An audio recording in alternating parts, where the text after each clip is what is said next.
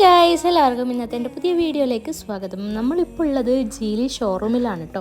നമ്മൾ സൗദി അറേബ്യയിൽ ഒരു കാർ എടുക്കാമെന്ന് വിചാരിച്ചു. ഏട്ടൻ്റെ ഒരു വലിയൊരു ഡ്രീമാണ്. അപ്പോൾ നമ്മൾ ഏകദേശം ഇവിടെ വന്നിട്ട് 2 വർഷമായി. അപ്പോൾ ഏട്ടൻ്റെ ഓഫീസിലേക്ക് പോകണമെങ്കിൽ നമ്മൾ ടാക്സി വിളിച്ചിട്ടാണ് പോകാറുള്ളത്.